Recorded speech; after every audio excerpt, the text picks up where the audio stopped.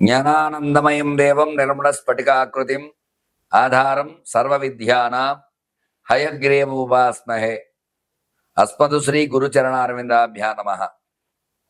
September నెలలో గ్రహ అనుకూలతలు ఏ రకంగా ఉన్నాయి, ఏ గ్రహం ఏ సంచారం చేస్తోంది, ఎట్లాంటి అనుకూలతలు ఉన్నాయనే విషయాన్ని చెప్పడం జరుగుతోంది. ఇందులో భాగంగానే మొట్టమొదటిగా రవి కన్యారాశి సంచారం. నవగ్రహాల్లో గ్రహాలకు అధిపతైన రవి కన్యారాశి సంచారం చేయటం. ఈ కన్యారాశి బుధుడు అధిపతి అవడం వల్ల బుధుడికి రవి మిత్రుడే అయినప్పటికీ కూడా కొంతమేర రవి అనుకూలత ఉండి కొన్ని రాశుల వారికి ప్రతికూల యోగాలు ఖచ్చితంగా ఉన్నాయి.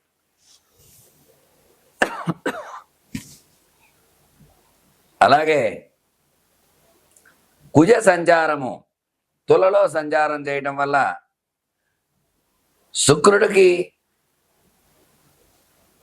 కుజుడు ప్రతికూలం కాబట్టి శత్రు రాశిలో కుజ సంచారం చేయటం వల్ల చిన్న చిన్న ఇబ్బందులు, వ్యాపార లావాదేవీల్లో ఇబ్బందులు, భూ సమస్యల్లో ఇబ్బందులు ఇట్లాంటివి వచ్చే అవకాశాలు ఖచ్చితంగా ఉన్నాయి.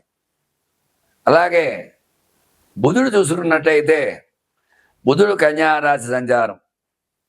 కన్యారాశి అధిపతి బుధుడే స్వక్షేత్రంలో సంచారం చేయడం వల్ల చదువు తెలివితేటల పరంగా బాగా చదవటము, చదువులో మంచి ర్యాంక్స్తో పాస్ అవ్వడము, ఉద్యోగంలో రాణింపు ఇట్లాంటివన్నీ కూడా బుధ అనుకూలత కొన్ని రాశుల వారికి ఉన్నాయి.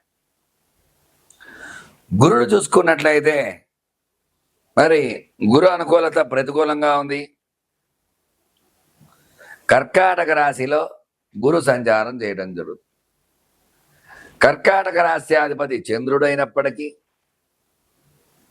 గురు బలం అన్ని రాశులకి లేదు, కొన్ని రాశులకు మాత్రమే ఉంది. కాబట్టి గురు బలం ఉన్న రాశులందరూ కూడా చదువు ఉద్యోగాల్లో మంచి రేంజ్లో ఉండడము, గురు బలం లేనటువంటి వారు ప్రతికూల యోగాలు ఉన్నాయి, కొంచెం జాగ్రత్త వహించాలి.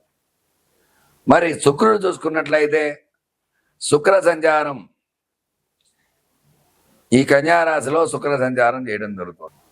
కన్యారాశిలో శుక్రుడు కేతువుతో కలవడం వల్ల, పాపగ్రహంతో కలవడం వల్ల చిన్న చిన్న ఇబ్బందులు వచ్చే అవకాశాలు ఉన్నాయి. కన్యారాశి వారికి అనుకూలతల కంటే ప్రతికూలతలే ఉన్నాయి. మరి కొన్ని రాశుల వారికి శుక్ర అనుకూలత ఉంది, కొన్ని రాశి వారికి ప్రతికూలత ఖచ్చితంగా ఉంది. ఎందువల్ల అంటే ద్వితీయంలో, చతుర్థంలో, అష్టమంలో, ద్వాదశంలో సంచారం చేసే రాశులకి ప్రతికూల యోగాలు ఉంటాయి. కాబట్టి అన్ని రాశులకి శుక్రుడు అనుకూలం కాదు. శత్రువులు కలవటం, శత్రు రాశులు చూడటం ఇట్లాంటివి జరగడం వల్ల ప్రతికూల యోగాలు వచ్చే అవకాశాలు ఉన్నాయి. మరి శని భగవానుడు సంచారం చూస్తే శని వక్రంలో ఉన్నాడు. ఈ వక్రంలో ఉండడం పాపగ్రహం వక్రిస్తే శుభం చేస్తుందంటారు. అయితే ఏలినాడు శని ప్రభావం అధికంగా ఉండటం వల్ల ఈ కొన్ని ఇబ్బందులు, అర్ధాష్టమ శని, ఏలినాడు శని ఇట్లాంటి వల్ల కుంభ, మకర, మీన, మేషరాశుల వారు చిన్న చిన్న ఇబ్బందులు పడుతూ ఉంటారు. అట్లాగే రాహు చూసుకున్నట్లయితే కుంభ సంచారం చేస్తున్నాడు. మరి కొన్ని రాశుల వారికి రాహు అంటే అధిష్టాన దేవత దుర్గా అమ్మవారు చికాకులు కలిగిస్తాడు. దృష్టి దోషాలు, నరదృష్టి, నరఘోష ఇట్లాంటివన్నీ ఉంటాయి. కాబట్టి ఈ పాపగ్రహాలతో కలవడం వల్ల వక్రగ్రహమైన శనిగ్రహం వక్రించి కుంభంలోకి రావటం ఇలాంటి ఇబ్బందులు ఉండడం వల్ల చిన్న చిన్న ఇబ్బందులు అవన్నీ ఉన్నాయి రాహు వల్ల. కేతువు చూసుకున్నట్లయితే కన్యలో సంచారం చేయడం జరుగుతోంది. మరి మొత్తమే చూసుకున్నట్లయితే గ్రహ అనుకూలత ఈ నెలలో 8 రాశుల వారికి అనుకూలంగా ఉంటే 8 రాశుల్లో 5 రాశుల వారికి చాలా బాగుంది, 3 రాశుల వారికి సామాన్యంగా ఉంది, 4 రాశుల వారికి మాత్రం ప్రతికూల యోగాలు ఉన్నాయి.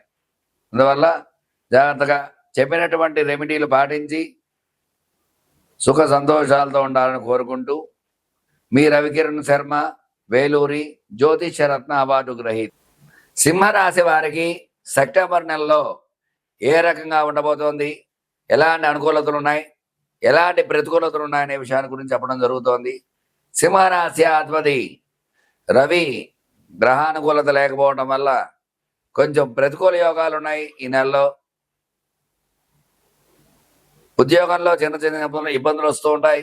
ఉద్యోగం ప్రయత్నం చేసేవారికి ఇంటర్వ్యూలు సెలెక్ట్ అయినా కాల్ రాకపోవడం, ఇబ్బందులు పడటం ఇలాంటివి ఉంటాయి.